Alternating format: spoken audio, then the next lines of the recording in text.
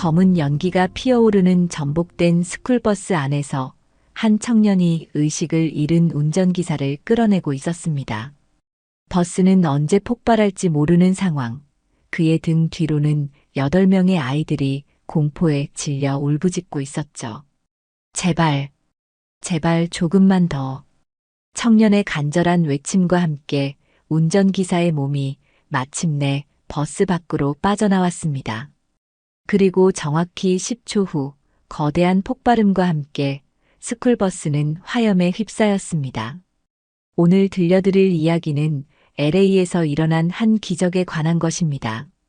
평범한 유학생이었던 한국 청년이 어떻게 9명의 생명을 구했고 그 일이 그의 인생을 어떻게 바꾸었는지에 대한 이야기죠. 이 영상이 흥미로우셨다면 구독과 좋아요 부탁드립니다. 여러분의 작은 관심이 더 많은 감동적인 이야기를 전할 수 있는 힘이 됩니다. 2024년 10월 LA 외곽의 한적한 언덕길. 오후 3시 30분 초등학교 스쿨버스 한 대가 평소처럼 아이들을 집으로 데려다주고 있었습니다. 버스 안에는 8명의 아이들과 50대 운전기사 마이클이 있었죠. 김준호는 그날도 여느 때처럼 중고차를 운전하며 아르바이트를 마치고 집으로 돌아가는 중이었습니다. 28살의 한국인 유학생이었던 그는 LA의 한 커뮤니티 칼리지에서 경영학을 공부하고 있었죠. 급커브길을 돌아서는 순간 준호의 눈앞에 믿을 수 없는 광경이 펼쳐졌습니다. 노란색 스쿨버스가 도로를 벗어나 언덕 아래로 굴러떨어지고 있었던 것입니다. 버스는 가까스로 큰 나무에 걸려 멈췄지만 차체는 완전히 뒤집혀 있었고 엔진에서는 검은 연기가 피어오르기 시작했습니다. 준호는 망설임 없이 차를 갓길에 세우고 언덕 아래로 뛰어내렸습니다. 가파른 경사면을 미끄러지듯 내려가는 그의 머릿속에는 단 하나의 생각만이 있었죠. 아이들을 구해야 한다. 그날 아침 김준호는 여느 때와 다름없이 새벽 5시에 눈을 떴습니다. LA 코리아타운 외곽의 낡은 원룸 아파트. 월세 $1,200짜리 방은 겨우 침대 하나와 책상 하나가 들어갈 정도로 좁았죠. 하지만 준호에게는 충분했습니다. 벽에 걸린 달력을 보니 미국에 온 지 벌써 1년 3개월이 지나 있었습니다. 특전사 전역 후 새로운 삶을 찾아 무작정 떠나온 LA. 처음엔 모든 것이 낯설고 힘들었지만 이제는 제법 적응이 되어가고 있었죠. 오늘도 화이팅! 준호는 습관적으로 혼잣말을 하며 샤워를 마치고 간단한 아침을 준비했습니다. 식빵 2장에 땅콩 버터를 바른 샌드위치와 인스턴트 커피. 한국에서 가져온 김치라도 꺼내 먹고 싶었지만 벌써 떨어진 지 오래였죠. 아침 6시 준호는 낡은 도요타 캠리에 시동을 걸었습니다. 2999년식 중고차는 주행거리가 20만 마일을 넘었지만 그래도 성실하게 움직여주는 고마운 친구였습니다. 첫 번째 일은 한인마트에서 물건을 배달하는 것이었습니다. 새벽 시간 한인 어르신들의 집에 쌀이며 김치며 각종 식료품을 배달하는 일은 시급 $15. 최저임금이었지만 팁을 받을 때도 있어서 나쁘지 않았죠. 준호야, 오늘도 일찍 왔네. 마트 사장인 박 사장이 반갑게 인사했습니다. 60대 중반의 박 사장은 준호를 친아들처럼 챙겨주는 고마운 분이었죠. 네, 사장님. 오늘 배달 리스트 많아요? 응, 15군데야. 점심 전까지 끝낼 수 있겠어? 준호는 고개를 끄덕이며 트럭에 물건을 싣기 시작했습니다.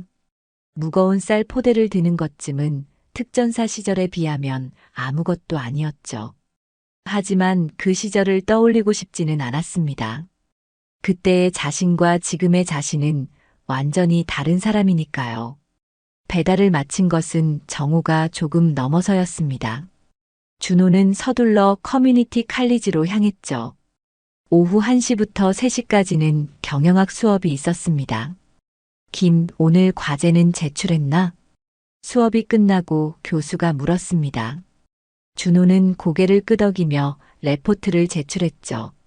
영어로 레포트를 쓰는 것은 여전히 쉽지 않았지만 나름대로 최선을 다했습니다. 수업이 끝난 후 준호는 다시 차를 몰고 두 번째 아르바이트 장소로 향했습니다. 오후 3시부터 6시까지는 한인 이사업체에서 일했죠. 가구를 나르고 짐을 옮기는 일은 육체적으로 힘들었지만 시급 $20로 제일 돈이 되는 일이었습니다. 준호, 오늘은 일찍 끝낼 수 있을 것 같아. 베벌리 힐스 쪽 이사가 취소됐거든. 이사업체 사장인 최 사장이 말했습니다. 준호는 반가운 마음이 들었죠. 오랜만에 일찍 집에 가서 쉴 수 있을 것 같았습니다. 오후 3시 20분, 준호는 팁으로 받은 $50를 지갑에 넣으며 차에 올랐습니다. 이번 달 월세와 학비를 내고 나면 빠듯하겠지만 그래도 어떻게든 살아가고 있었죠. 집으로 가는 길은 평소와 달리 언덕길 코스를 선택했습니다. 평소엔 교통체증 때문에 피하는 길이었지만 오늘은 일찍 끝났으니 경치 좋은 길로 가고 싶었죠. 창문을 내리고 시원한 바람을 맞으며 운전하는 것은 하루 중 유일한 여유였습니다. 라디오에서는 한국 가요가 흘러나왔습니다. 군대 시절 자주 듣던 노래였죠. 그때 같이 복무했던 동료들은 지금 뭘 하고 있을까? 대부분 결혼해서 가정을 꾸리고 있겠지. 준호는 쓴웃음을 지었습니다. 급커브 길에 접어들면서 준호는 속도를 줄였습니다. 이 길은 경사가 심하고 커브가 많아 사고가 자주 나는 곳이었죠. 그때였습니다. 앞서가던 노란색 스쿨버스가 갑자기 이상한 움직임을 보이기 시작한 것은 버스가 좌우로 흔들리더니 갑자기 오른쪽으로 급격히 쏠렸습니다. 운전기사가 무언가 이상이 생긴 것 같았죠. 준호는 본능적으로 경적을 울렸지만 버스는 이미 가드레일을 넘어 언덕 아래로 굴러떨어지기 시작했습니다. 쿵, 쿵, 쿵. 버스가 언덕을 구르는 소리가 준호의 귀를 때렸습니다. 그리고 마침내 큰 나무에 부딪혀 멈췄을 때 버스는 완전히 뒤집혀 있었죠. 준호는 망설임 없이 차를 갓길에 세웠습니다. 핸드폰을 집어들었다가 다시 내려놓았죠. 911에 신고하는 것보다 먼저 해야 할 일이 있었습니다. 버스 엔진에서 연기가 피어오르기 시작했고 아이들의 울음소리가 들려왔으니까요. 특전사 시절의 본능이 깨어났습니다. 위험을 평가하고 우선순위를 정하고 신속하게 행동하는 것.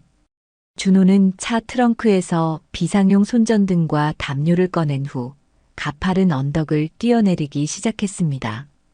그의 평범한 하루는 그렇게 끝이 났고 누군가의 생명을 구해야 하는 절박한 순간이 시작되었습니다. 언덕을 내려가는 준호의 발걸음은 정확했습니다.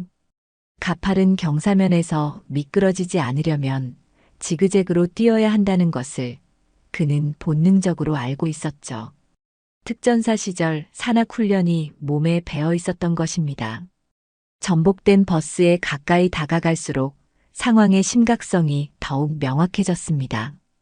버스는 거대한 참나무에 기적적으로 걸려 있었지만 나무도 버스의 무게를 버티느라 삐걱거리고 있었죠. 조금만 더 미끄러지면 버스는 30m 아래의 계곡으로 추락할 상황이었습니다. 엄마, 엄마, 도와주세요. 여기 사람 있어요. 아이들의 울음소리가 뒤엉켜 들려왔습니다. 준호는 버스 옆에 도착하자마자 상황을 빠르게 스캔했죠. 운전석 쪽 창문으로 보이는 운전기사는 안전벨트에 거꾸로 매달린 채 머리에서 피를 흘리고 있었습니다. 의식이 없는 것이 분명했죠. 버스 연료 탱크에서는 휘발유가 새어나와 바닥에 웅덩이를 만들고 있었고 엔진에서 나는 연기는 점점 짙어지고 있었습니다. 그때 작은 불꽃이 엔진 틈새에서 번쩍였죠. 시간이 없었습니다. 길어야 4분, 어쩌면 3분도 안 남았을지 모릅니다. 준호는 먼저 버스 뒤쪽 비상문으로 달려갔습니다. 손잡이를 있는 힘껏 당겼지만 꿈쩍도 하지 않았죠. 충격으로 프레임이 뒤틀려 있었습니다. 다음으로 시도한 것은 옆면의 비상 탈출 창문이었습니다. 빨간색 레버를 당기려 했지만 그것도 작동하지 않았죠. 제발, 제발. 준호는 주변을 둘러보다가 언덕 위쪽에 떨어져 있던 축구공 크기의 돌을 집어들었습니다. 평소라면 들기 힘들었을 무게였지만 아드레날린이 온몸을 지배하고 있었죠. 쾅, 쾅, 쾅. 세 번째 타격에 비상구 유리창이 산산조각이 났습니다. 준호는 재빨리 남은 유리 조각들을 손으로 제거했죠. 장갑이 없어 손바닥이 베었지만 그런 것은 신경 쓸 겨를이 없었습니다. 버스 안으로 들어간 준호는 잠시 상황을 파악했습니다. 뒤집힌 버스 내부는 마치 전쟁터 같았죠. 가방과 도시락, 학용품들이 사방에 흩어져 있었고 아이들은 천장이 된 바닥에 엉켜 있거나 좌석 사이에 끼어 있었습니다. 다치지 않은 사람 손들어봐. 빨리. 준호의 단호한 목소리에 5명의 아이가 떨리는 손을 들었습니다. 준호는 가장 가까이 있던 남자아이부터 비상구로 안내했죠. 침착해. 형 뒤를 따라와. 천천히. 그래, 잘하고 있어. 첫 번째 아이가 밖으로 나가자 준호는 즉시 두 번째 아이에게로 향했습니다. 금발의 여자아이는 너무 무서워서 움직이지 못하고 있었죠. 괜찮아. 형이 손 잡아줄게. 하나, 둘, 셋. 준호는 아이를 안아들어 비상구까지 옮겼습니다. 세 번째, 네 번째, 5번째 아이들도 비슷한 방식으로 대피시켰죠. 이 5명을 구출하는데 1분 30초가 걸렸습니다. 이제 남은 것은 움직이지 못하는 3명의 아이와 운전기사였습니다. 6번째 아이는 뒤집힌 좌석 사이에 왼쪽 다리가 끼어 있었죠. 10살쯤 되어 보이는 흑인 소년이었습니다. 아파요. 알았어. 조금만 참아. 형이 빼줄게. 준호는 온 힘을 다해 좌석을 들어 올렸습니다. 철제 프레임이 휘어질 정도의 힘이었죠. 소년의 다리가 빠져나오자 준호는 그를 등에 업었습니다. 목에 팔 감아. 꽉 잡고 있어. 소년을 밖으로 대피시킨 준호는 다시 안으로 들어갔습니다. 연기가 점점 짙어지고 있었고 열기가 느껴지기 시작했죠. 시간이 얼마 남지 않았습니다. 7번째 아이는 충격으로 다리에 힘이 들어가지 않는 상태였습니다. 8살쯤 되어 보이는 히스패닉 여자아이였죠. 준호는 망설임 없이 아이를 안아들었습니다. 눈 감고 있어. 금방 끝날 거야. 마지막 8번째 아이는 가장 앞좌석 근처에서 울고 있었습니다. 갈색 머리의 백인 여자아이는 이마에서 피를 흘리고 있었지만 다행히 의식은 있었죠. 이 아이가 바로 엠마였습니다. 아저씨, 무서워요. 괜찮아. 내가 꼭 구해줄게. 약속해. 준호는 엠마를 조심스럽게 안아들었습니다. 그때 엔진 쪽에서 펑 하는 작은 폭발음이 들렸죠. 불길이 번지기 시작한 것입니다. 준호는 엠마를 안은 채 비상구로 뛰었습니다. 밖으로 나와 언덕 위로 올라가려는 순간 운전기사의 신음소리가 들렸죠. 아직 살아있었던 것입니다. 여기서 기다려. 절대 움직이지 마. 준호는 엠마를 안전한 곳에 내려놓고 다시 버스로 뛰어들었습니다. 연기가 너무 짙어 앞이 거의 보이지 않았죠. 기어 가득 운전석으로 향한 준호는 거꾸로 매달린 마이크를 발견했습니다.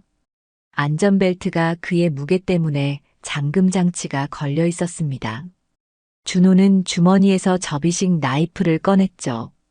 캠핑용으로 항상 차에 두고 다니던 것이었습니다. 젠장, 왜 이렇게 질긴 거야? 벨트는 생각보다 두꺼웠습니다. 준호는 있는 힘을 다해 톱질하듯 벨트를 잘랐죠. 연기 때문에 숨이 막혔지만 멈출 수 없었습니다. 드디어 벨트가 끊어지고 마이클의 몸이 아래로 떨어졌습니다. 180파운드는 좋게 나가 보이는 거구였지만 준호는 특전사 시절 동료를 업고 20km를 행군했던 기억을 떠올렸죠. 할 수 있다. 할 수 있어. 준호는 마이클을 파이어맨 캐리 자세로 어깨에 메고 비상구를 향해 기어갔습니다. 불길이 이미 버스 뒤쪽으로 번지고 있었고 열기가 등을 태우는 것 같았죠.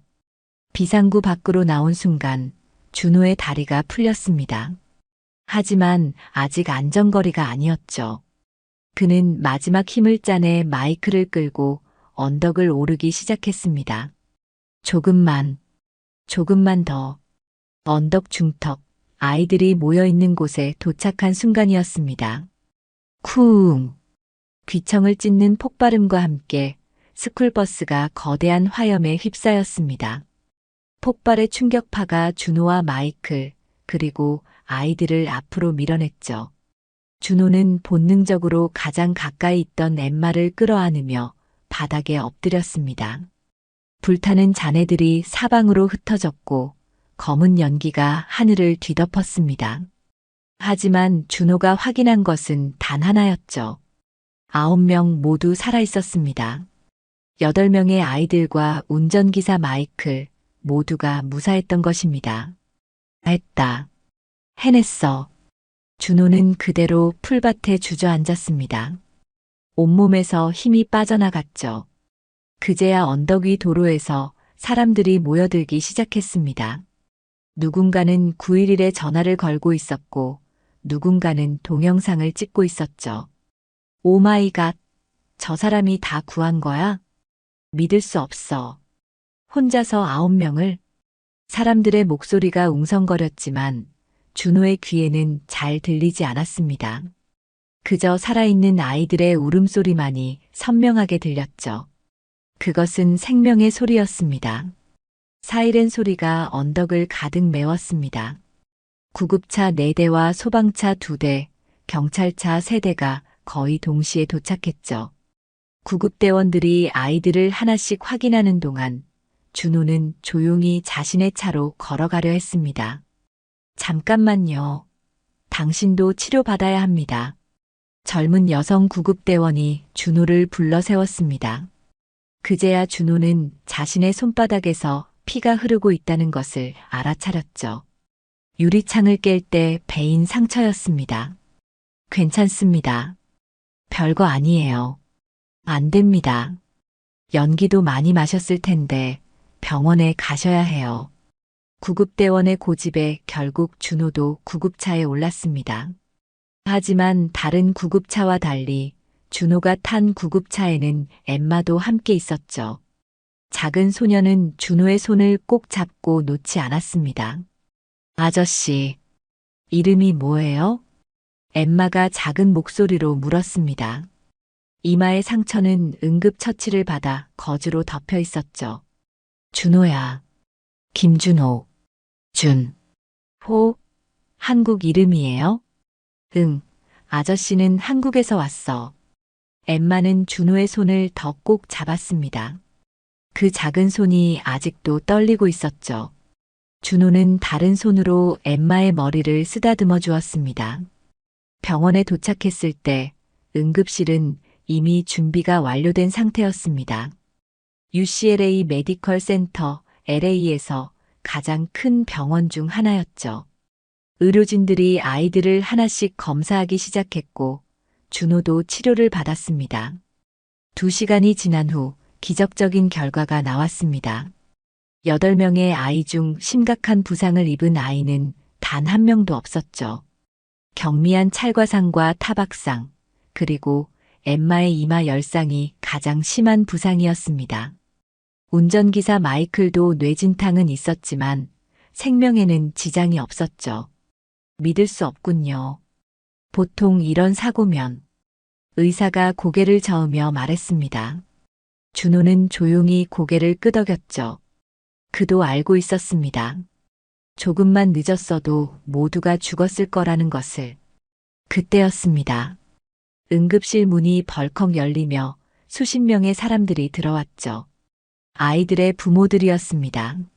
울면서 아이들을 끌어안는 부모들의 모습에 준호는 가슴 한구석이 따뜻해지는 것을 느꼈습니다. 누가 우리 아이를 구해주신 분인가요? 저 한국인 청년이래요. 부모들이 준호에게로 몰려왔습니다. 어떤 이는 울면서 감사하다고 했고, 어떤 이는 무릎을 꿇기까지 했죠. 준호는 당황해하며 손사래를 쳤습니다. 아니에요. 당연히 해야 할 일을 했을 뿐입니다. 바로 그때 응급실 입구에 검은 정장을 입은 남자들이 나타났습니다. 그들이 길을 만들자 백발의 노신사가 천천히 걸어 들어왔죠. 고급 양복에 금태 안경, 그리고 지팡이를 짚은 그의 모습은 한눈에 봐도 범상치 않았습니다.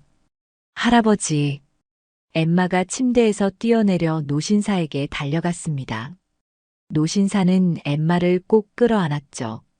그의 눈에는 눈물이 고여 있었습니다. 우리 엠마, 괜찮니? 어디 다친 데는 없고? 네, 할아버지.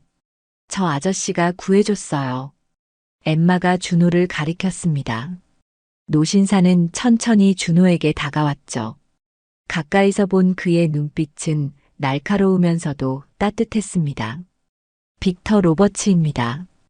엠마의 할아버지죠. 그 이름을 들은 순간 응급실이 조용해졌습니다.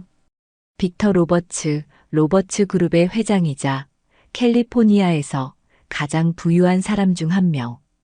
부동산, 호텔, 미디어 사업을 하는 거대 기업의 수장이었죠. 김준호입니다. 준호는 담담하게 악수를 받았습니다. 빅터의 손은 나이에 비해 단단했죠. 당신이 내 손녀를 구했다고 들었습니다. 아니, 손녀뿐만 아니라 8명의 아이들과 운전기사까지. 운이 좋았습니다. 때마침 그 길을 지나가고 있었고, 운이라. 빅터는 준호를 뚫어지게 바라보았습니다. 그리고 천천히 고개를 숙였죠. 70대의 억만장자가 20대 청년에게 고개를 숙인 것입니다. 감사합니다. 진심으로 감사드립니다. 아니에요. 고개 드세요. 저는 그저 당신은 제 전 재산보다 더 소중한 것을 구해주셨습니다. 빅터의 목소리에는 진심이 담겨 있었습니다. 그는 주머니에서 명함을 꺼내 준호에게 건넸죠. 무엇이든 도와드리고 싶습니다. 원하시는 것이 있다면 뭐든지 말씀해 주십시오. 정말 괜찮습니다. 전 아무것도 바라는 게 없어요. 준호의 단호한 거절에 빅터는 놀란 표정을 지었습니다. 보통 사람들은 이런 기회를 놓치지 않으려 하는데 이 청년은 달랐죠. 그때 준호의 핸드폰이 울렸습니다. 화면에는 LA 한인마트 박사장이라고 떠 있었죠. 여보세요? 네, 사장님. 죄송합니다. 제가 지금, 네, 내일은 꼭 출근하겠습니다. 통화를 끝낸 준호는 시계를 보았습니다. 벌써 저녁 8시가 넘어 있었죠. 내일도 새벽에 일어나 일하러 가야 했습니다. 이제 가봐야 할 것 같습니다. 잠깐만요. 빅터가 준호를 불러 세웠습니다. 그리고 비서에게 뭔가 지시를 내렸죠. 적어도 제 연락처는 가지고 계십시오. 그리고 혹시 생각이 바뀌시면 언제든 연락 주시기 바랍니다.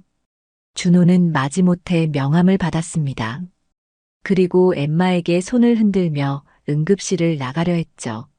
하지만 문을 나서는 순간 수십 명의 기자들이 그를 둘러쌌습니다. 영웅이 되신 기분이 어떠신가요? 특별한 훈련을 받으신 적이 있나요? 한국에서 오셨다고 들었는데. 플래시가 터지고 마이크가 얼굴 앞으로 들이밀어졌습니다. 준호는 당황해하며 뒤로 물러났죠. 그때 빅터의 경호원들이 나서서 기자들을 제지했습니다. 김 선생님을 집까지 모셔다 드려라. 빅터의 지시에 경호원들이 준호를 에스코트했습니다. 덕분에 준호는 무사히 병원을 빠져나올 수 있었죠. 검은색 에스컬레이드 안에서 준호는 창밖을 바라보았습니다. LA의 야경이 스쳐 지나갔죠. 평범한 하루였어야 할 오늘이 이렇게 끝나다니. 그는 씁쓸하게 웃었습니다. 집에 도착한 준호는 TV를 켰습니다. 모든 채널에서 오늘 사고를 다루고 있었죠.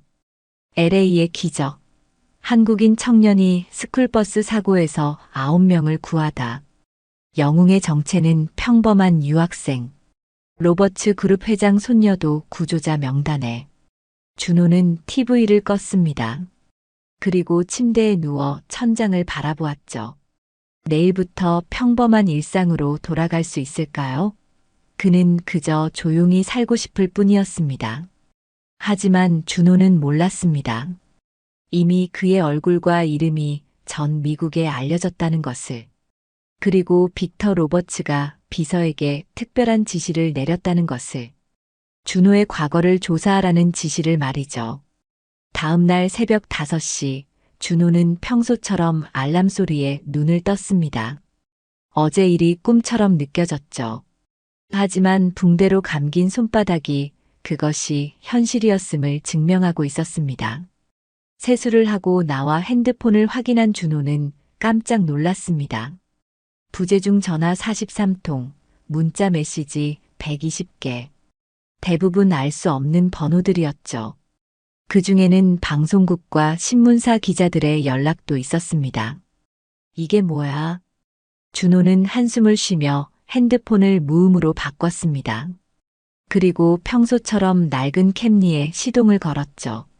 하지만 아파트를 나서는 순간 예상치 못한 광경이 펼쳐졌습니다. 김준호 씨, 잠깐만요. 인터뷰 좀 해주세요. CNN입니다. 단 5분만. 수십 명의 기자들이 아파트 입구에서 기다리고 있었던 것입니다. 준호는 당황해하며 차로 뛰어들었지만 기자들은 차를 둘러싸고 창문을 두드렸죠. 죄송합니다. 저 일하러 가야 해요. 준호는 간신히 차를 빼내 한인마트로 향했습니다. 하지만 마트 앞에도 취재진이 진을 치고 있었죠. 박 사장이 황급히 나와 준호를 맞았습니다. 준호야, 자네가 그런 일을 했다며? 뉴스에 다 나오더구만. 사장님 죄송합니다. 제가 원한 게 아니라. 뭐가 죄송해. 자랑스럽지. 박 사장은 준호를 꼭 껴안았습니다. 하지만 이어진 말에 준호는 당황할 수밖에 없었죠. 그런데 오늘은 일 못할 것 같구만. 기자들이 계속 들어와서 장사가 안 돼. 며칠 쉬다가 와. 준호는 할 말을 잃었습니다.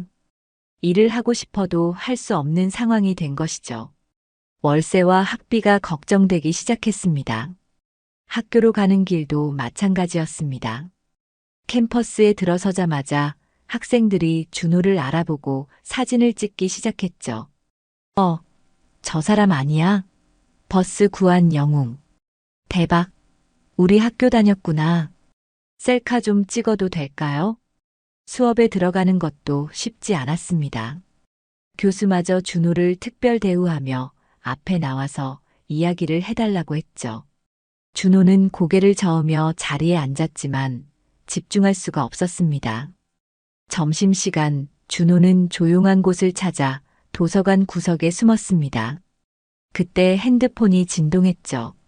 화면에는 엄마라고 떠 있었습니다. 준호야, 너 괜찮니?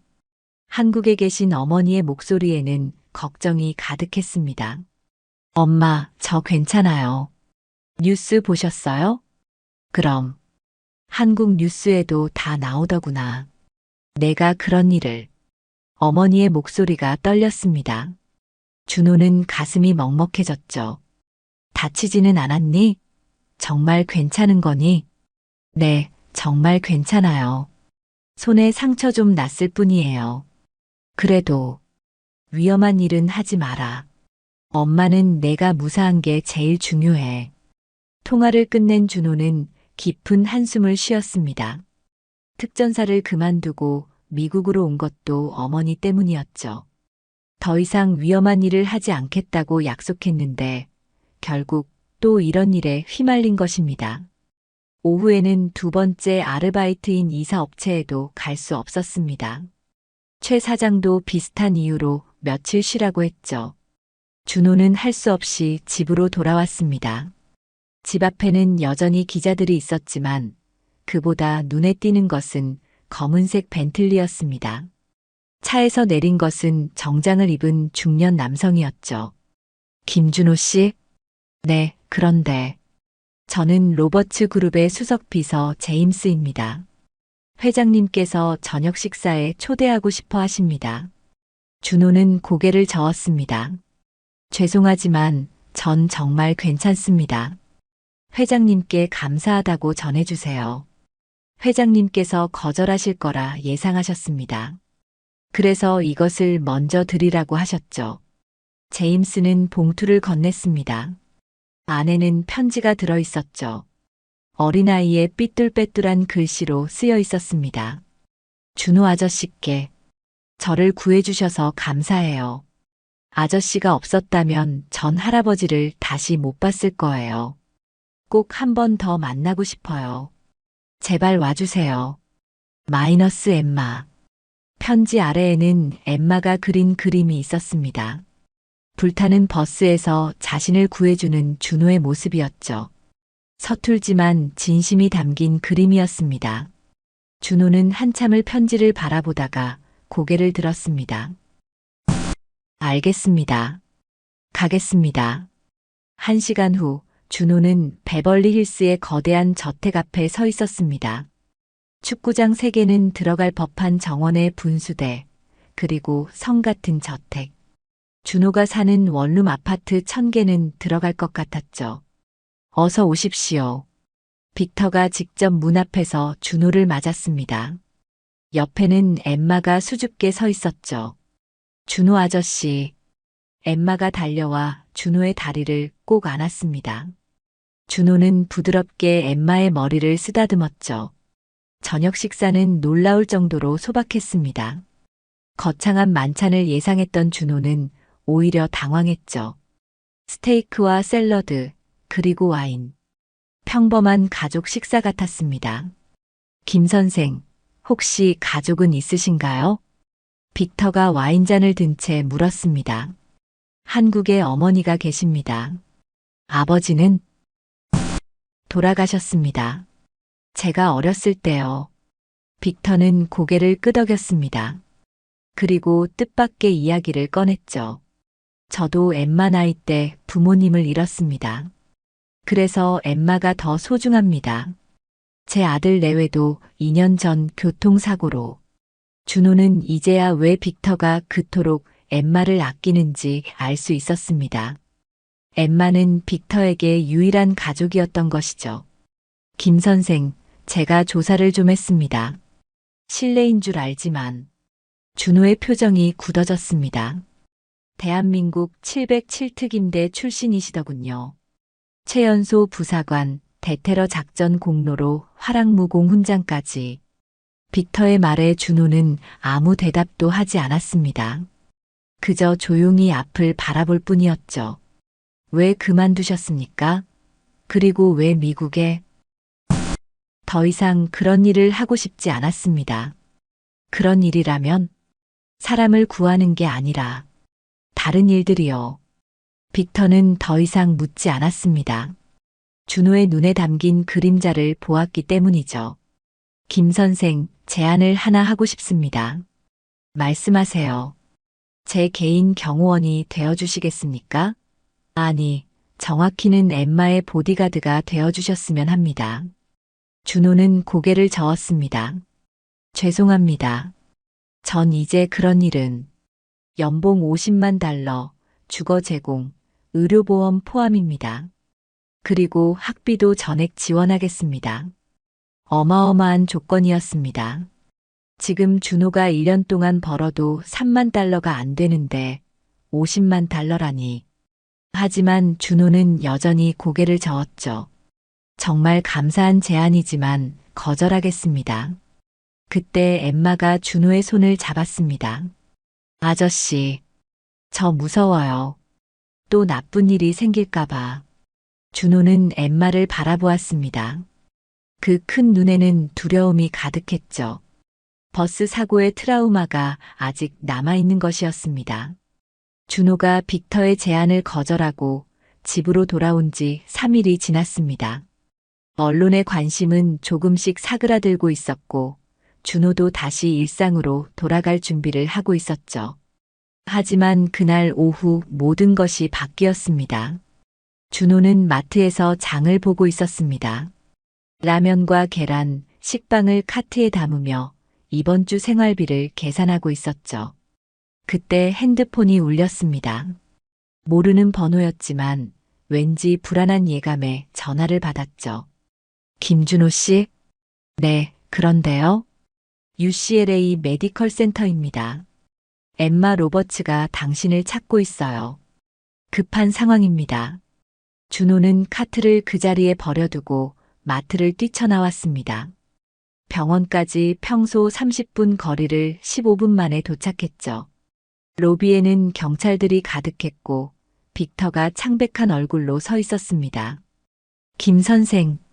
빅터가 준호를 보자마자 다가왔습니다. 평소의 카리스마는 온데간데 없고 그저 불안에 떨고 있는 할아버지의 모습이었죠. 무슨 일입니까? 엠마가. 누군가 엠마를 납치하려 했습니다. 준호의 표정이 굳어졌습니다. 빅터가 떨리는 목소리로 설명을 이어갔죠. 학교에서 집으로 오는 길이었어요.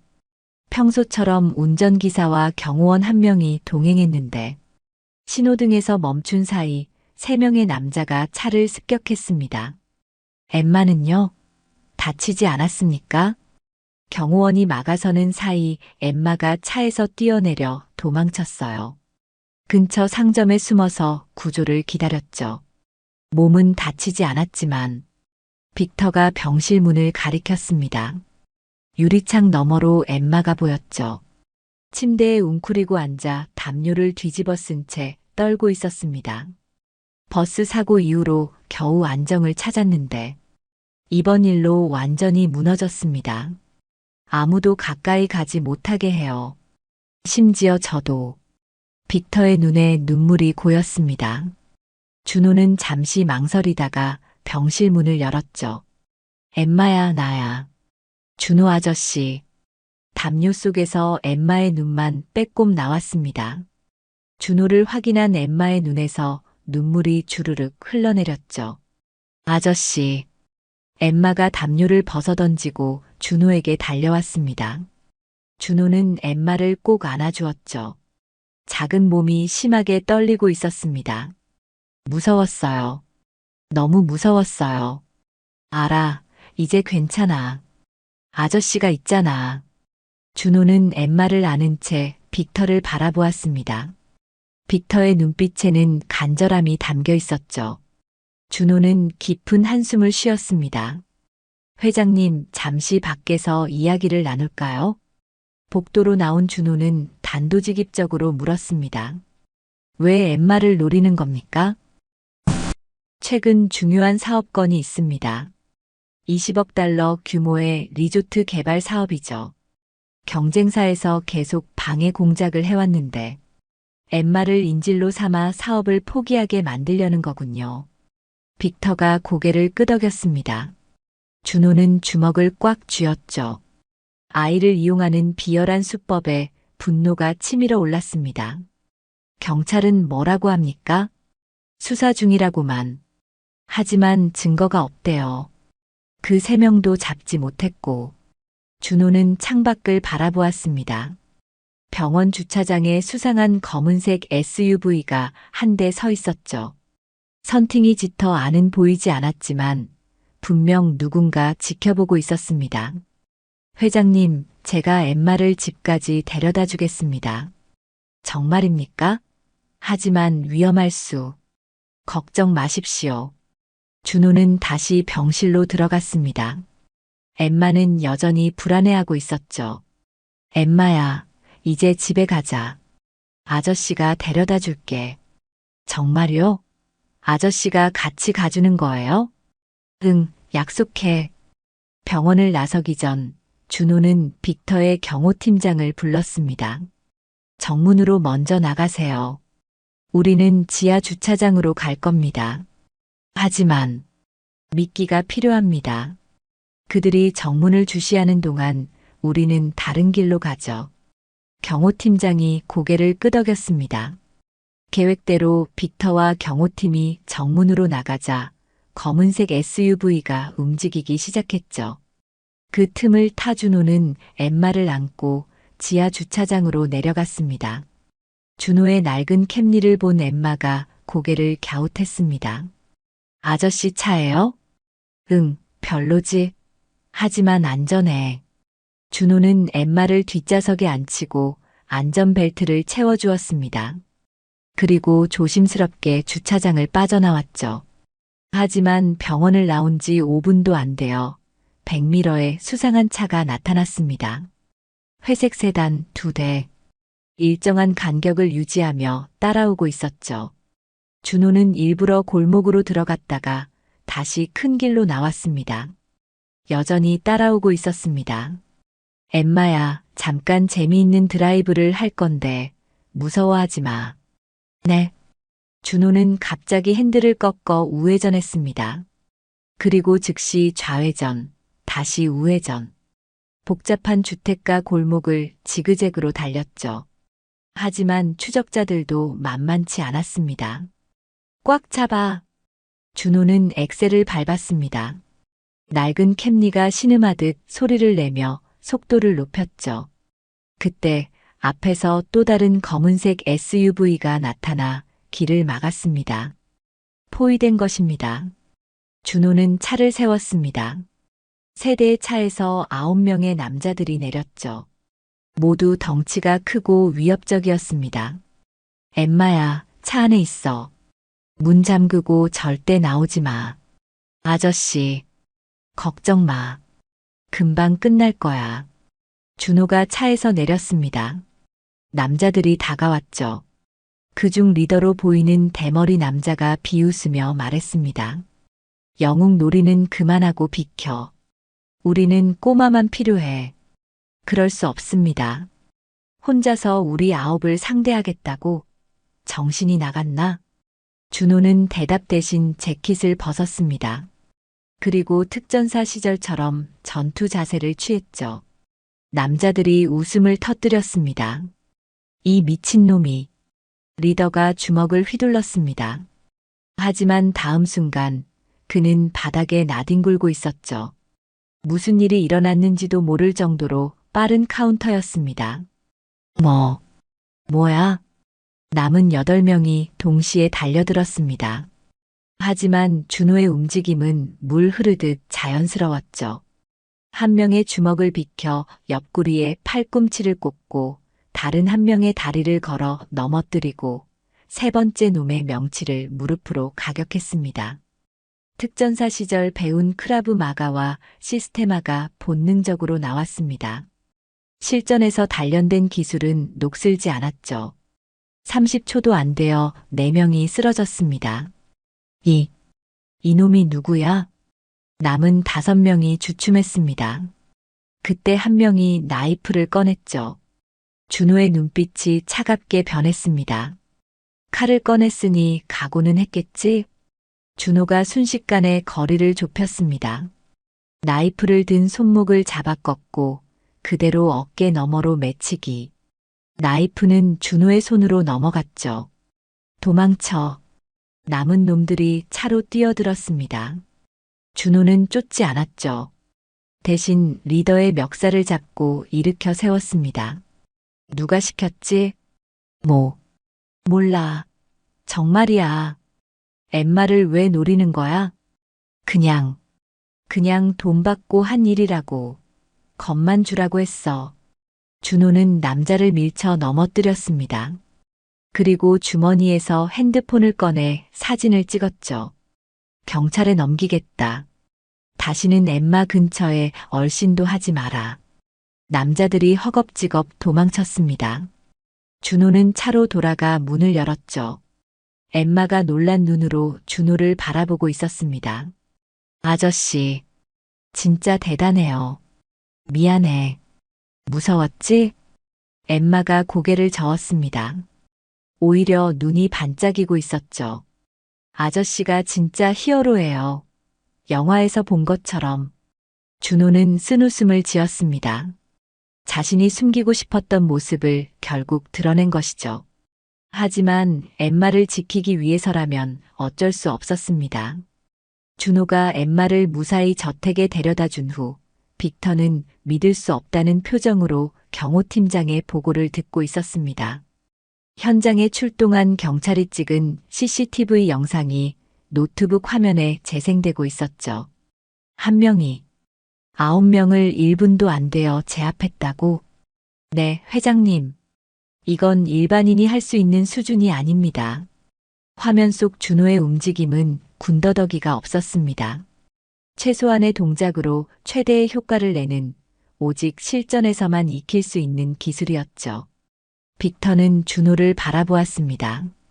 거실 소파에서 엠마와 함께 핫초코를 마시고 있는 준호는 평범한 청년처럼 보였죠. 하지만 이제 빅터는 알았습니다. 저 평범함 뒤에 숨겨진 것이 무엇인지를. 김 선생, 잠시 서재로 가시죠. 서재에 들어선 빅터는 금고에서 파일 하나를 꺼냈습니다. 준호의 군 경력이 상세히 적힌 문서였죠. 물론 대부분이 검은 줄로 가려져 있었지만 707 특임대 대테러 전문팀, 21살의 하사, 24살의 중사, 대한민국 특전사 역사상 최연소 진급 기록. 준호는 묵묵히 듣고 있었습니다. 2022년 시리아 인질 구출 작전, 2023년 소말리아 해적 소탕 작전, 그리고 마지막 작전은 빅터가 문서를 덮었습니다. 마지막 작전 내용은 완전히 기밀로 분류되어 있었죠. 왜 그만두셨습니까? 이런 실력이면 장군까지도 가능했을 텐데. 준호는 한참을 침묵하다가 입을 열었습니다. 제가 구해야 할 사람을 구하지 못했습니다.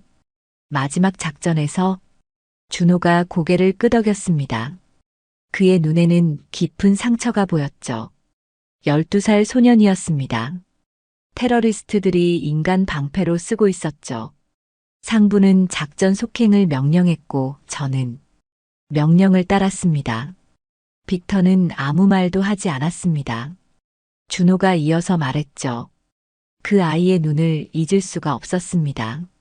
살려달라고 애원하던 그 눈빛을. 그날 이후로 저는 총을 들 수 없게 됐죠. 그래서 미국으로 새로운 삶을 살고 싶었습니다. 평범하게, 조용하게. 더 이상 누군가의 생명을 결정하는 위치에 서고 싶지 않았어요. 빅터는 창밖을 바라보았습니다. 정원에서 엠마가 놀고 있는 모습이 보였죠. 하지만 결국 또 누군가를 구했습니다. 버스에서 9명을, 오늘 또 엠마를. 그건 선택의 여지가 없었습니다. 바로 그겁니다, 김 선생. 빅터가 준호를 똑바로 바라보았습니다. 당신은 남들을 구할 수밖에 없는 사람입니다. 그게 당신의 본능이고 운명이죠. 준호는 대답하지 않았습니다. 빅터가 계속 말했죠. 저도 조사를 더 해봤습니다. 당신이 구한 그 버스 사고, 단순한 사고가 아니었더군요. 준호의 눈빛이 날카로워졌습니다. 무슨 말씀이십니까? 운전기사 마이클의 브레이크 오일에서 이상 물질이 발견됐습니다. 경찰은 조용히 수사 중이죠. 누군가 의도적으로 엠마를 노렸다는 겁니까? 빅터가 고개를 끄덕였습니다. 처음부터 엠마가 목표였던 것 같습니다. 다른 아이들은 불운하게 휘말린 거고요. 준호의 주먹이 떨렸습니다. 죄 없는 아이들을 위험에 빠뜨린 놈들에 대한 분노가 치밀어 올랐죠. 그래서 더욱 당신이 필요합니다. 김 선생. 엠마에게는 진짜 보호자가 필요해요. 그때 노크 소리가 들렸습니다. 엠마가 문을 열고 들어왔죠. 할아버지, 준호 아저씨, 뭐 하세요? 엠마가 준호에게 달려와 팔을 잡았습니다. 아저씨, 오늘 저희 집에서 자고 가면 안 돼요? 아직도 무서워요. 준호는 엠마의 머리를 쓰다듬었습니다. 그리고 빅터를 바라보았죠. 회장님, 조건이 있습니다. 말씀하세요. 첫째, 저는 엠마만 보호합니다. 다른 업무는 맡지 않겠습니다. 당연합니다. 둘째, 제 방식대로 하겠습니다. 간섭하지 마십시오. 알겠습니다. 셋째, 준호는 잠시 망설이다가 말했습니다. 엠마가 더 이상 저를 필요로 하지 않을 때 저는 떠날 겁니다. 빅터는 고개를 끄덕였습니다. 그리고 손을 내밀었죠. 환영합니다. 김준호 보디가드. 악수를 나눈 순간 엠마가 환호성을 질렀습니다. 진짜예요? 아저씨가 계속 같이 있는 거예요? 응. 이제부터 아저씨가 엠마를 지켜줄게. 그날 밤 준호는 저택의 게스트룸에서 잠을 청했습니다. 하지만 쉽게 잠이 오지 않았죠. 다시 누군가를 지키는 일을 하게 될 줄은 몰랐습니다. 새벽 2시 준호는 조용히 일어나 저택을 둘러보았습니다. 보안 시스템을 확인하고 취약점을 파악했죠. 정문 경비, CCTV 위치, 비상구 동선 등을 머릿속에 입력했습니다. 정원을 걷다가 준호는 멈춰 섰습니다. 저택 밖 도로에 수상한 차가 한 대 서 있었죠. 번호판이 가려진 검은색 세단이었습니다. 준호는 조용히 다가갔습니다. 특전사 시절 배운 은밀 접근법을 사용했죠. 차 옆에 도착한 준호는 운전석 창문을 두드렸습니다. 뭐야? 놀란 남자가 시동을 걸려 했지만 준호가 이미 차 키를 빼앗은 상태였습니다. 누가 보냈지? 아무도. 준호가 남자의 멱살을 잡았습니다. 다시 묻겠다. 누가 보냈지? 제발. 그냥 감시만 하라고 했어요. 스톤 코퍼레이션에서. 스톤 코퍼레이션. 빅터가 말한 경쟁 회사였습니다. 준호는 남자의 핸드폰을 빼앗아 사진을 찍었죠. 빅터 로버츠와 엠마 로버츠는 이제 내가 보호한다. 내 고용주에게 전해라.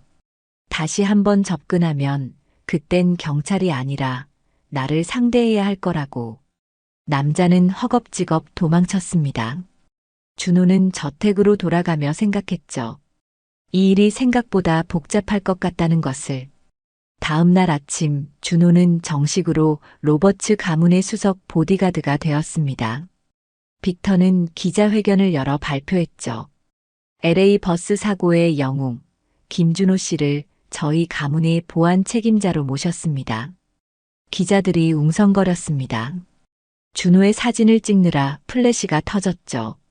하지만 이번엔 준호가 도망가지 않았습니다. 엠마 옆에 당당히 서 있었죠. 한 기자가 물었습니다. 김 선생님, 왜 이 일을 맡기로 하셨습니까? 준호는 엠마를 내려다보며 대답했습니다. 지켜야 할 사람이 생겼기 때문입니다. 간단하지만 진심이 담긴 대답이었습니다. 엠마는 준호의 손을 꼭 잡았죠. 카메라가 그 순간을 포착했습니다. 특전사 출신 청년과 백만장자의 손녀. 운명적인 만남으로 시작된 이들의 이야기는 이제 새로운 국면으로 접어들고 있었습니다. 준호가 정식 보디가드가 된 지 한 달이 지났습니다. 그동안 엠마는 눈에 띄게 밝아졌고 준호와의 사이도 친부자처럼 가까워졌죠. 매일 아침 엠마를 학교에 데려다주고 오후에는 함께 숙제를 하고 주말에는 놀이공원에도 갔습니다. 하지만 평화로운 일상 속에서도 준호는 항상 긴장의 끈을 놓지 않았습니다. 스톤 코퍼레이션의 움직임을 예의주시하고 새로운 보안 시스템을 구축하고 경호팀을 재편성했죠. 그러던 어느 날 저녁 빅터가 준호를 서재로 불렀습니다. 평소와 달리 빅터의 표정이 심각했죠. 김 선생, 이제 진실을 말할 때가 된 것 같습니다. 무슨 말씀이십니까? 빅터는 금고에서 두꺼운 서류 뭉치를 꺼냈습니다. 준호의 이름이 적힌 파일이었죠. 사실 저는 당신을 처음부터 알고 있었습니다. 준호의 눈빛이 날카로워졌습니다. 버스 사고 전부터요. 당신이 LA에 온 순간부터 지켜보고 있었죠. 그게 무슨... 빅터가 사진 한 장을 꺼냈습니다. 1년 전 준호가 LA 공항에 도착했을 때의 사진이었죠. 당신의 아버지를 아십니까? 김상철 중령을. 준호가 벌떡 일어섰습니다. 그의 얼굴이 창백해졌죠. 어떻게 아버지를? 30년 전 제가 한국에서 사업을 할 때였습니다. 북한 무장 공비가 저를 납치하려 했죠. 그때 저를 구해준 분이 바로 당신의 아버지였습니다. 준호는 충격의 말을 잇지 못했습니다. 빅터가 낡은 사진을 보여주었죠. 젊은 시절의 빅터와 군복을 입은 김상철이 함께 찍은 사진이었습니다. 김중령님은 임무수행 중 총상을 입으셨죠. 그리고 10년 후 그 후유증으로 돌아가셨다고 들었습니다. 준호의 눈에 눈물이 고였습니다. 아버지가 왜 그렇게 일찍 돌아가셨는지 어머니는 끝까지 말해주지 않았던 것입니다. 저는 그 은혜를 갚고 싶었습니다. 하지만 김중령님은 어떤 보상도 거절하셨죠. 그래서 혼자 조용히 당신 가족을 지켜봤습니다. 그럼 제가 미국에 온 것도 우연이 아니었죠. 당신이 특전사를 그만두고 방황할 때 제가 LA의 한 커뮤니티 칼리지에 장학금 프로그램을 만들었습니다. 당신이 선택하도록 유도한 거죠. 준호는 믿을 수 없다는 표정으로 빅터를 바라보았습니다. 버스 사고도 설마. 아니, 그건 정말 우연이었습니다. 아니, 어쩌면 운명이었을지도. 아버지가 저를 구했듯이 아들이 제 손녀를 구한 거니까요. 빅터가 창밖을 바라보았습니다. 정원에서 놀고 있는 엠마가 보였죠. 처음엔 그저 은혜를 갚고 싶었습니다. 당신에게 좋은 일자리를 주고 안정적인 삶을 살도록 돕고 싶었죠. 하지만 당신을 지켜보면서 깨달았습니다. 당신은 아버지와 똑같은 사람이라는 것을, 타인을 위해 자신을 희생할 줄 아는 진정한 전사라는 것을요. 준호는 주먹을 꽉 쥐었습니다. 배신감과 감동이 동시에 밀려왔죠. 그래서 절 테스트한 겁니까? 보디가드 제안을 거절할 줄 알면서도. 네, 맞습니다. 돈과 지위에 흔들리지 않는 사람인지 확인하고 싶었죠. 그리고 당신은 제 기대를 뛰어넘었습니다. 빅터가 또 다른 서류를 꺼냈습니다. 유언장이었죠. 이건 제가 죽으면 재산의 절반은 엠마에게, 나머지 절반은 김상철 중령 추모 재단에 기부됩니다. 그리고 그 재단의 이사장은 당신이 맡아주셨으면 합니다. 준호는 고개를 저었습니다. 전 아버지의 이름을 이용하고 싶지 않습니다. 이용이 아닙니다. 계승입니다. 당신 아버지처럼 나라를 위해 희생한 사람들을 돕는 재단이 될 겁니다. 그때 노크 소리가 들렸습니다. 엠마가 들어왔죠. 할아버지, 준호 아저씨, 저녁 먹어요. 엠마가 준호의 손을 잡았습니다. 준호는 엠마를 보며 미소 지었죠. 이 아이만큼은 진심이었습니다. 식당으로 가는 길, 빅터가 조용히 말했습니다. 한 가지 더 있습니다. 뭔가요? 스톤 코퍼레이션의 CEO, 데이비드 스톤. 그가 왜 그렇게 집요하게 우리를 공격하는지 아십니까? 준호가 고개를 저었습니다. 30년 전 북한 무장 공비를 고용한 사람이 바로 그의 아버지였습니다. 준호가 걸음을 멈췄습니다. 당시 스톤의 아버지는 한국 시장을 독점하려 했죠. 저를 제거하면 사업을 독차지할 수 있었으니까. 하지만 김중령님 때문에 실패했고 그 일로 파산했습니다. 그래서 복수를, 대를 이은 복수극이죠. 우스운 일입니다. 저녁 식사 중 준호는 계속 생각에 잠겨 있었습니다. 모든 것이 연결되어 있었던 것입니다. 아버지의 희생, 자신의 선택, 엠마와의 만남, 그리고 이 모든 운명적인 고리들이. 식사 후 준호는 정원에 나가 밤하늘을 올려다보았습니다. LA의 불빛 때문에 별은 잘 보이지 않았지만 그래도 몇 개의 별이 반짝이고 있었죠. 아버지. 준호는 조용히 중얼거렸습니다. 어린 시절 아버지가 왜 그렇게 자주 집을 비웠는지, 왜 그렇게 많은 상처를 입고 돌아왔는지 이제야 이해할 수 있었습니다. 아저씨. 엠마가 뛰어왔습니다. 작은 손에 뭔가를 들고 있었죠. 이거 아저씨 주려고 만들었어요. 종이로 접은 별이었습니다. 삐뚤빼뚤했지만 정성이 가득했죠. 아저씨가 가끔 슬퍼 보여서 이거 보면 기분 좋아질 거예요. 준호는 엠마를 꼭 안아주었습니다. 이 순간 그는 결심했죠. 아버지가 빅터를 지켰듯이 자신은 엠마를 지킬 것이라고. 그것이 운명이든 선택이든 이제는 중요하지 않았습니다. 그날 밤 빅터는 서재에서 오래된 편지를 꺼내 읽었습니다. 김상철 중령이 병원에서 보낸 마지막 편지였죠. 빅터, 내 아들이 군인이 되었습니다. 아마 저처럼 누군가를 지키는 사람이 될 겁니다. 언젠가 기회가 된다면 그 아이를 한번 봐주세요. 그리고 전해주세요. 아버지가 자랑스러워했다고. 빅터는 편지를 접어 다시 서랍에 넣었습니다. 그리고 창밖을 바라보았죠. 정원에서 준호와 엠마가 별을 보며 이야기하고 있었습니다. 김중령님, 당신의 아들은 당신보다 더 훌륭한 사람이 되었습니다. 빅터는 조용히 미소 지었습니다. 30년 만에 진짜 가족을 찾은 것 같았죠.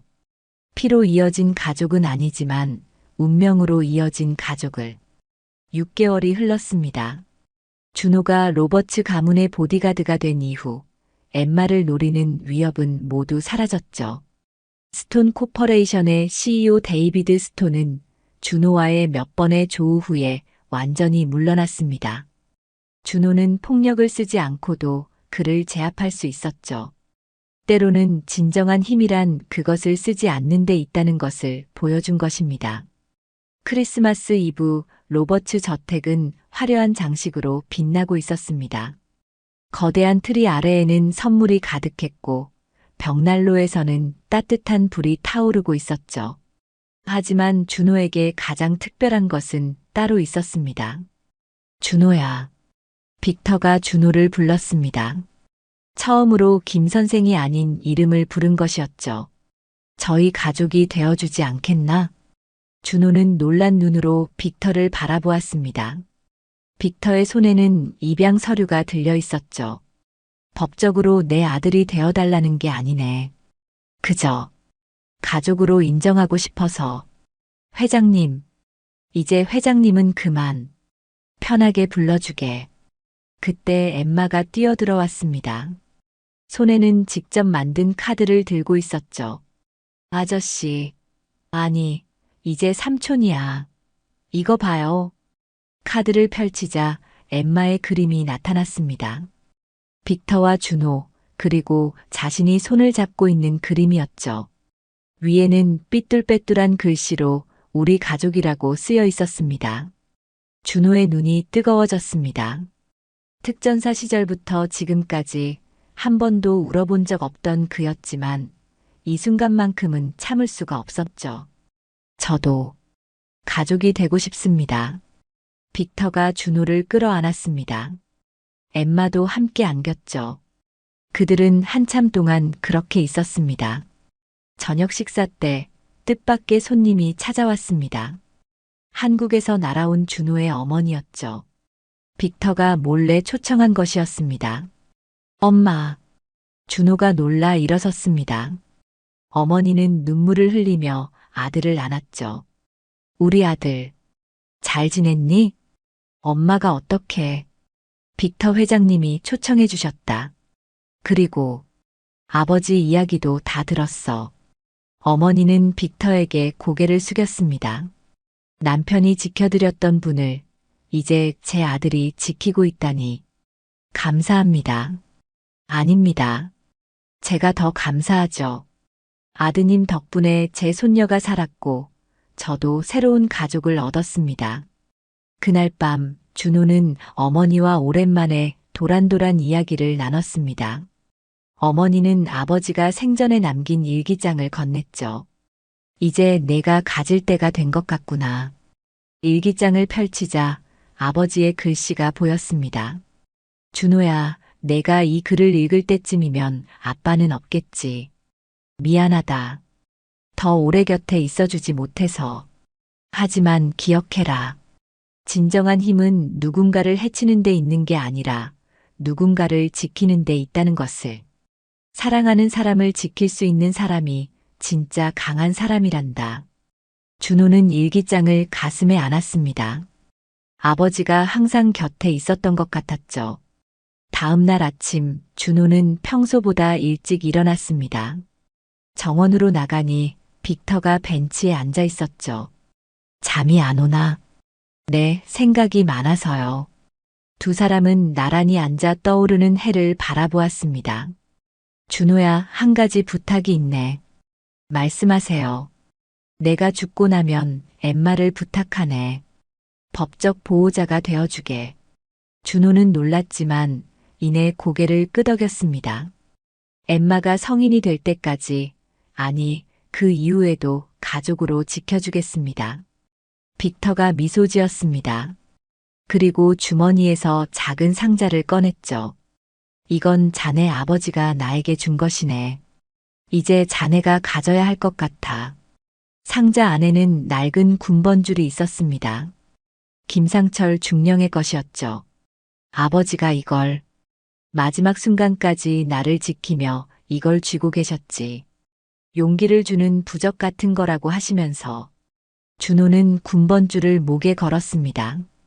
차가운 금속이 가슴에 닿자 아버지의 온기가 느껴지는 것 같았죠. 1년 후 준호는 UCLA에서 경영학 학위를 받았습니다. 졸업식장에는 빅터와 엠마 그리고 어머니가 앉아 있었죠. 모두가 자랑스러운 표정으로 준호를 바라보고 있었습니다. 준호 삼촌, 축하해요. 엠마가 꽃다발을 건넸습니다. 이제 10살이 된 엠마는 한층 의젓해져 있었죠. 고마워, 엠마. 삼촌, 이제 뭐 할 거예요? 준호는 빅터를 바라보았습니다. 빅터가 고개를 끄덕였죠. 김상철 재단을 설립할 거야. 군인 가족들을 돕는 재단. 와, 멋져요. 저도 도와줄게요. 그날 저녁 준호는 아버지 묘소를 찾았습니다. LA 한인 묘지의 한적한 곳에 있는 작은 묘비 앞에 섰죠. 아버지, 저 이제 알 것 같아요. 아버지가 왜 그런 선택을 하셨는지, 그리고 제가 왜 이 길을 가야 하는지. 바람이 불어 나뭇잎이 흔들렸습니다. 마치 아버지가 대답하는 것 같았죠. 제가 엠마를 지킬게요. 그리고 더 많은 사람들을 도울 거예요. 아버지처럼 아버지 이름으로. 준호가 돌아서려는 순간 엠마가 뛰어왔습니다. 삼촌, 여기 있었네요. 엠마, 어떻게? 할아버지가 알려줬어요.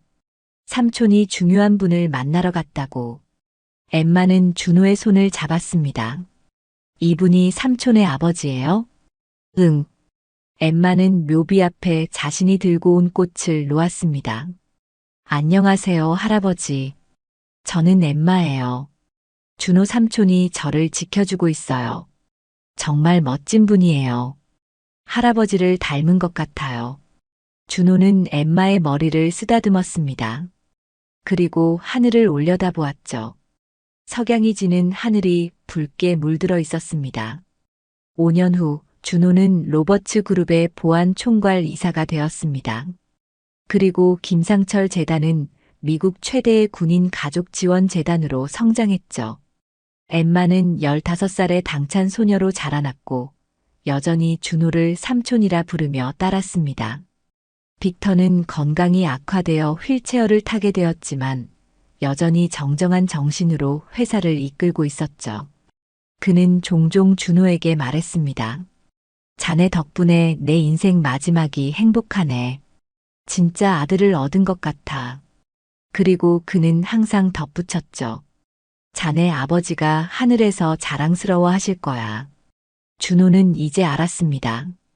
운명이란 정해진 길을 가는 것이 아니라 스스로 선택한 길을 끝까지 가는 것이라는 것을. 그리고 가족이란 피로 이어진 것만이 아니라 마음으로 이어진 것이라는 것을. 버스 사고에서 시작된 인연은 이제 끊을 수 없는 가족의 연이 되었습니다. 한국의 특전사 출신 청년과 미국의 백만장자 가족. 언뜻 어울리지 않을 것 같은 이들의 이야기는 사실 30년 전부터 예정되어 있었던 것인지도 모릅니다. 준호는 오늘도 엠마를 학교에 데려다주고 빅터와 함께 아침을 먹고 재단 일을 하며 하루를 보냅니다. 평범하지만 특별한 그의 새로운 삶이 계속되고 있습니다. 과연 이것이 끝일까요? 아니면 새로운 시작일까요? 여러분은 어떻게 생각하시나요? 준호가 로버츠 가문의 보디가드가 된 지 2년이 지난 어느 날 한 통의 편지가 도착했습니다.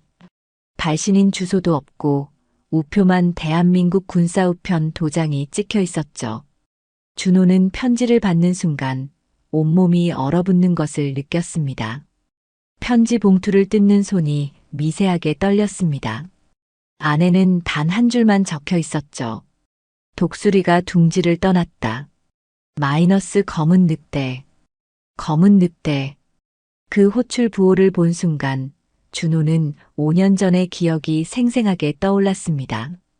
707 특임대 시절 같은 팀이었던 박재현 상사. 그는 준호와 함께 가장 위험한 작전들을 수행했던 전우였죠. 준호는 즉시 암호화된 군사 데이터베이스에 접속했습니다. 빅터가 마련해준 특별 권한 덕분에 가능한 일이었죠. 검색 결과는 충격적이었습니다. 박재현 상사, 복무 중 실종. 북한 접경 지역 작전 중 행방불명. 하지만 준호는 알고 있었습니다. 재현이 죽지 않았다는 것을. 그리고 독수리가 무엇을 의미하는지도. 그것은 707 특임대의 극비 작전 코드명이었고 그 작전에는 준호가 절대 잊을 수 없는 비밀이 숨겨져 있었죠. 그날 저녁 준호는 빅터에게 모든 것을 털어놓았습니다. 회장님, 며칠간 자리를 비워야 할 것 같습니다. 무슨 일인가? 빅터의 날카로운 눈빛이 준호를 향했습니다. 준호는 편지를 보여주었죠. 과거의 일을 정리해야 합니다. 제가 특전사를 그만둔 진짜 이유와 관련이 있습니다. 빅터는 고개를 끄덕였습니다. 위험한가? 네. 그럼 더더욱 혼자 가면 안 되지. 우리 경호팀을 데려가게. 준호는 고개를 저었습니다. 이건 제 개인적인 문제입니다. 혼자 해결해야 해요. 그때 문이 열리며 엠마가 들어왔습니다. 이제 12살이 된 엠마는 뭔가 심상치 않은 분위기를 눈치챘죠. 삼촌, 무슨 일 있어요? 아니야, 엠마. 그냥 잠깐 출장을 가야 해서. 엠마는 준호에게 다가와 손을 잡았습니다. 거짓말하지 마요. 삼촌 눈에 다 보여요. 뭔가 위험한 일이죠? 준호는 엠마의 머리를 쓰다듬었습니다. 금방 돌아올게. 약속해. 다음 날 새벽 준호는 조용히 저택을 나섰습니다. 하지만 주차장에는 의외의 인물이 기다리고 있었죠. 빅터의 개인 비서 제임스였습니다. 김 이사님, 회장님 지시입니다. 제임스가 건넨 것은 검은색 가방이었습니다. 안에는 최신형 방탄조끼와 위성전화, 그리고 권총이 들어있었죠. 회장님께서 전하라고 하셨습니다. 가족은 혼자 두지 않는다고. 준호는 가슴이 뜨거워졌습니다. 하지만 이번만큼은 정말 혼자 가야 했죠. 검은 늑대가 보낸 메시지에는 숨겨진 좌표가 있었습니다. 모하비 사막 한가운데 버려진 군사 훈련장이었죠. 준호가 좌표에 도착했을 때는 해가 지고 있었습니다. 황량한 사막 한가운데 낡은 경납고가 덩그러니 서 있었죠. 주변에는 인적이 전혀 없었지만 준호는 느낄 수 있었습니다. 누군가 자신을 지켜보고 있다는 것을. 오랜만이야, 독수리. 어둠 속에서 낮은 목소리가 들려왔습니다. 박재현이었죠. 5년 전과 달리 얼굴에는 깊은 상처가 있었고 왼쪽 눈은 안대로 가려져 있었습니다. 재현아, 정말 내가 맞는 거냐? 그래, 나다. 죽은 줄 알았지? 재현이 천천히 걸어 나왔습니다. 그의 뒤로 10명 정도의 무장한 남자들이 모습을 드러냈죠. 모두 전직 특수부대원들처럼 보였습니다. 왜 이러는 거야? 무슨 일이 있었던 거냐? 재현이 쓴웃음을 지었습니다. 너는 모르지? 우리가 수행했던 독수리 작전의 진실을. 준호의 표정이 굳어졌습니다. 독수리 작전은 5년 전 북한 내부의 생화학 무기 시설을 파괴하는 극비 임무였죠. 하지만 작전 중 민간인 12명이 희생되었고 그것이 준호가 특전사를 떠난 이유였습니다. 그 민간인들, 정말 민간인이 아니었어. 재현의 말에 준호는 충격을 받았습니다. 무슨 소리야? 그들은 한국 정보부가 심어놓은 이중 스파이들이었어. 북한의 가짜 정보를 흘리고 있었지. 하지만 들통이 났고 우리는 그들을 제거하라는 명령을 받았던 거야. 준호는 믿을 수 없다는 표정으로 고개를 저었습니다. 그럴 리 없어. 그 중에는 아이도 있었다고. 그 아이는 진짜 민간인이었지. 우연히 그 자리에 있었을 뿐이야. 하지만 상부는 목격자를 남길 수 없다고 했어. 준호의 주먹이 떨렸습니다. 그날의 기억이 악몽처럼 되살아났죠. 12살 소년의 겁에 질린 눈빛, 살려달라는 손짓, 그리고 총성. 난 그 명령을 거부했어. 그래서 내가 대신. 그만해. 준호가 소리쳤습니다. 그의 눈에는 분노와 고통이 가득했죠. 그래서 뭐 어쩌자는 거야? 왜 지금 나를 찾아온 거지? 재현이 사진 한 장을 꺼냈습니다. 준호와 엠마, 빅터가 함께 찍은 가족 사진이었죠. 넌 새로운 삶을 찾았더군. 미국의 부자 가족과 함께. 행복해 보여. 그게 내가 상관할 일이냐? 상관있지. 왜냐하면 재현이 손짓을 하자 부하들이 무기를 겨눴습니다. 빅터 로버츠를 제거하라는 의뢰를 받았거든. 준호의 온몸에 전류가 흐르는 것 같았습니다. 순식간에 전투 태세를 취했죠. 누가 의뢰한 거지? 그건 중요하지 않아. 중요한 건 내가 선택해야 한다는 거야. 비켜서든지 아니면 우리와 싸우든지. 준호는 재현을 똑바로 바라보았습니다. 한때 생사를 함께했던 전우의 눈에는 이제 차가운 살이만 남아 있었죠. 재현아, 아직 늦지 않았어. 이런 일은 그만두고. 늦었어, 준호야. 난 이미 너무 많은 피를 흘렸어. 돌아갈 곳도 없고. 그때 준호의 위성 전화가 울렸습니다. 화면에는 엠마의 이름이 떠 있었죠. 삼촌, 어디 계세요? 할아버지가 쓰러지셨어요. 준호의 얼굴이 창백해졌습니다. 뭐라고? 무슨 일이야? 갑자기 가슴을 잡고. 지금 병원으로 가는 중이에요. 삼촌 빨리 와주세요. 통화가 끊겼습니다. 준호는 재현을 노려보았죠. 내 짓이냐? 아니, 이건 우리가 한 게 아니야. 하지만 재현이 시계를 보았습니다. 시간이 없어 보이는군. 어떻게 할 거야? 여기서 나와 싸울 거야? 아니면 내 새 가족에게 갈 거야? 준호는 깊은 한숨을 쉬었습니다. 그리고 무기를 내려놓았죠. 재현아, 마지막으로 묻겠다. 정말 빅터와 엠마를 해칠 거냐? 재현이 잠시 침묵했습니다. 그의 눈에 일순간 망설임이 스쳤죠. 계약은 계약이야. 그럼 나도 내 가족을 지킬 수밖에 없다. 준호가 돌아서려는 순간 재현이 말했습니다. 72시간이야.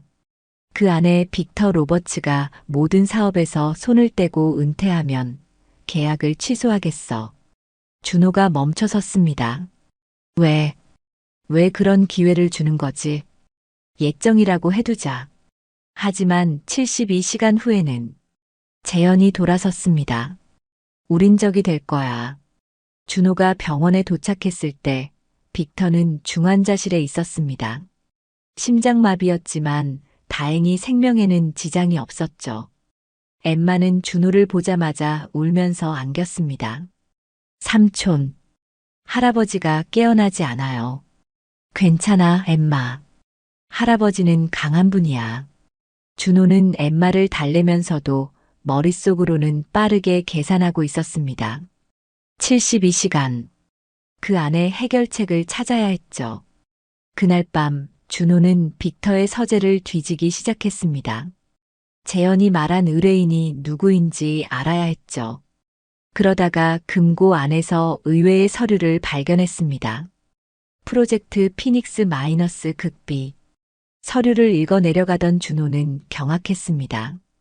프로젝트 피닉스는 미국 정부와 한국 정부가 공동으로 진행한 비밀 작전이었고 빅터 로버츠가 그 자금을 대고 있었던 것입니다.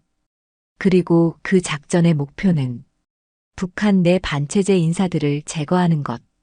준호는 모든 것이 연결되는 것을 느꼈습니다. 독수리 작전도 이 프로젝트의 일부였던 것이죠. 그리고 재현이 실종된 것도 사실은 이 프로젝트와 관련이 있었을 겁니다. 다음 날 아침 빅터가 의식을 회복했습니다. 준호는 단둘이 있을 때 단도직입적으로 물었죠. 프로젝트 피닉스를 아십니까? 빅터의 눈이 커졌습니다. 어떻게 박재현을 기억하십니까? 5년 전 실종된 한국 특전사 요원. 빅터가 고개를 끄덕였습니다. 그는 살아있습니다. 그리고 당신을 노리고 있죠. 빅터는 한숨을 쉬었습니다. 역시 과거는 돌아오는군. 모든 걸 말씀해 주세요. 그래야 해결할 수 있습니다. 빅터는 천천히 입을 열었습니다. 프로젝트 피닉스는 실패했네. 너무 많은 무고한 사람들이 죽었지. 그래서 내가 중단시켰어. 하지만 프로젝트를 주도했던 사람들이 있었네. 그들은 내가 배신했다고 생각했지. 특히 CIA의 블랙옵스 팀장이었던 마이클 스톤. 준호는 깨달았습니다. 스톤 코퍼레이션의 데이비드 스톤의 삼촌이었죠. 그가 재현을 고용한 거군요. 아마도 박 상사는 프로젝트 피닉스의 진실을 아는 몇 안 되는 생존자니까. 준호는 주먹을 꽉 쥐었습니다. 모든 것이 거대한 음모의 일부였던 것입니다. 회장님, 72시간 안에 은퇴하시면 안전할 겁니다. 그럴 수 없네. 빅터가 단호하게 말했습니다. 도망치면 끝이 없어. 그들은 계속 우리를 노릴 거야. 엠마도 위험하고. 준호는 빅터의 말이 맞다는 것을 알았습니다. 하지만 재현과 싸우고 싶지는 않았죠. 그때 준호의 전화가 울렸습니다. 모르는 번호였지만 준호는 누구인지 알 수 있었죠. 준호야, 나야. 재현의 목소리였습니다. 생각해봤어. 우리가 꼭 적이 될 필요는 없을 것 같아. 무슨 뜻이야? 내일 밤 12시 그리피스 천문대에서 만나자. 혼자 와. 거래를 하고 싶어. 통화가 끊겼습니다. 준호는 불안했지만 이것이 유일한 기회일지도 모른다고 생각했죠. 다음 날 밤 준호는 그리피스 천문대에 도착했습니다. LA의 야경이 한눈에 보이는 곳이었죠. 재현은 홀로 서 있었습니다. 왔구나. 무슨 거래를 하고 싶은 거야? 재현이 USB를 꺼냈습니다. 이 안에 프로젝트 피닉스의 모든 자료가 있어. 증거들, 관련자 명단, 모든 것. 왜 이걸 내게? 마이클 스톤을 제거해. 그가 사라지면 모든 게 끝나. 준호는 고개를 저었습니다. 난 더 이상 사람을 죽이지 않아. 그럼 다른 방법을 찾아. 어쨌든 그를 무력화시켜. 그러면 난 사라질 거야. 영원히. 재현이 USB를 건넸습니다. 재현아, 같이 가자. 우리가 함께라면. 늦었어, 준호야.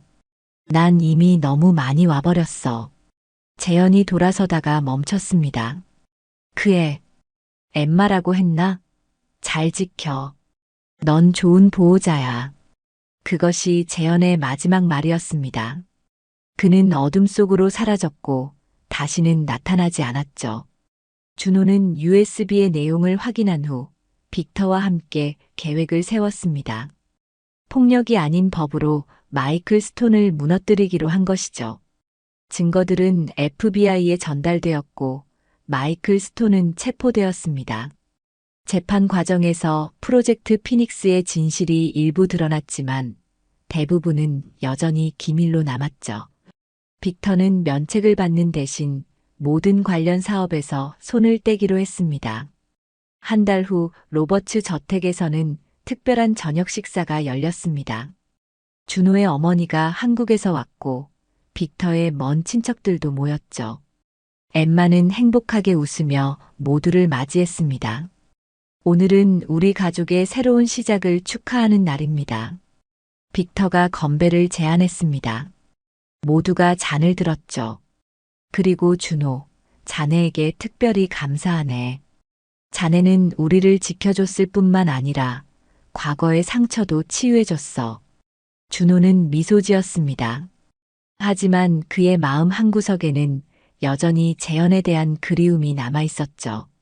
그날 밤 준호는 정원을 거닐다가 벤치에 놓인 봉투를 발견했습니다.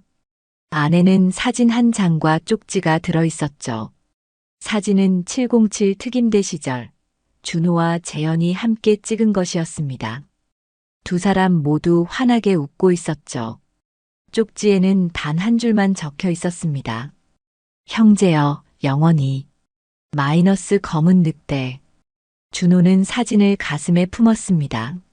재현이 어딘가에서 새로운 삶을 시작했기를 바라면서 엠마가 뛰어왔습니다.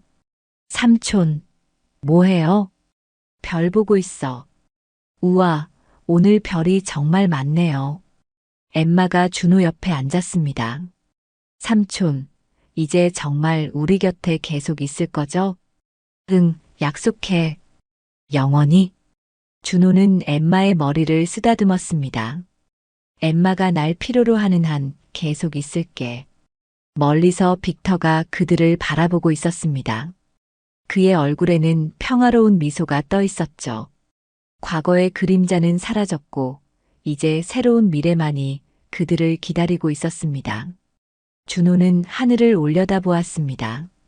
어딘가에서 아버지가 그리고 어쩌면 재현도 자신을 지켜보고 있을 것 같았죠. 감사합니다. 모든 것에 감사합니다. 그의 속삭임은 밤바람에 실려 사라졌습니다. LA의 불빛이 반짝이는 가운데 한 가족의 새로운 이야기가 계속되고 있었습니다. 과거는 용서받았고 현재는 평화로웠으며 미래는 희망으로 가득했죠. 진정한 가족이란 무엇일까요? 그것은 피로 이어진 것도 법으로 맺어진 것도 아닌 서로를 지키고자 하는 마음으로 이어진 것이 아닐까요? 준호와 로버츠 가족의 이야기는 계속됩니다. 그들이 서로를 필요로 하는 한 영원히